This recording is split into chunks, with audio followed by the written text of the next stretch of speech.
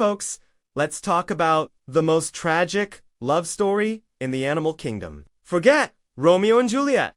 Forget Twilight. Forget The Bachelor. Today, we're diving thousands of feet down into the deep, dark ocean to meet the male anglerfish. Or, as I like to call him, the clingiest boyfriend in history. You've probably seen an anglerfish before. They are those creepy deep-sea monsters with a giant mouth full of nightmare teeth and a little glowing fishing lure sticking out of their head. Cute, right? No. Thought so. Well, fun fact. That glowing lure isn't just for style points. The female anglerfish uses it like a fishing rod, dangling a little glowing snack to lure in prey. And it works because, hey, if you live in total darkness at the bottom of the ocean, anything glowing looks like a McDonald's sign at 2 a.m. The male is just her air. And unlike Beyonce, the female anglerfish doesn't have a phone for you to call or a concert for you to show up at. She lives alone in the middle of the ocean in pitch black darkness, which means the male has one job: find her, which is basically like trying to find your Uber driver in the middle of the Atlantic blindfolded. But somehow, against all odds, he finds her, and does he woo her with flowers? Whispers sweet nothings. Maybe Netflix and chill? Nope. He latches onto her body with his teeth like a stage 5 clinger who just unleave. At first, it's just a little nibble. Cute, right? Wrong?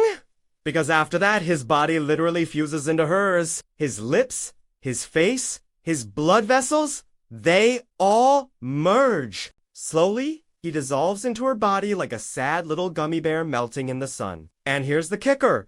Once he's attached, he loses his independence. He no longer eats, swims, or really exists. His organs shut down, his brain checks out, and basically all that's left of him are his gonads. So, next time you feel clingy in a relationship, just remember, at least you're not a male. Why? Evolution said, this is fine.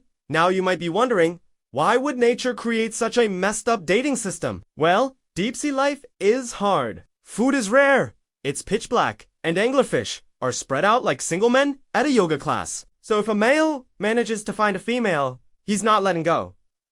Literally, ever. This ensures that when she's ready to lay eggs, he's always there, permanently attached, like a creepy biological accessory.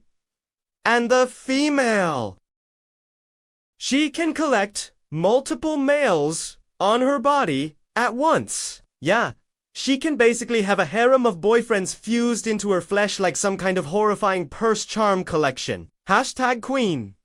Male anglerfish. Sarcastic fun facts. Male anglerfish don't even have digestive systems worth talking about. They're basically born with an expiration date. Talk about planned obsolescence. Once fused, the male's blood literally flows into the female's body. It's the original direct deposit. Females can glow like living nightlights thanks to bioluminescent bacteria. Males, they don't even get a flashlight. They're basically running through the world with dead phone battery on 1%. Some species have males so tiny, scientists didn't even realize they were males at first. They thought they were parasites. Which, to be fair, kinda true. Comedic comparison break. So imagine this, in human terms. You go on a date. Halfway through dinner, the guy just bites your shoulder. Then he melts into you. Forever. His entire personality, hobbies, hopes, dreams, gone.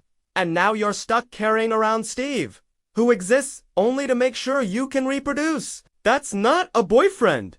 That's a biological Wi-Fi attachment. The female perspective, meanwhile, the female is living her best life. She's the size of a football. She has her own personal glow stick, and she can grow bigger and stronger while her boyfriend literally shrinks into a pair of accessories.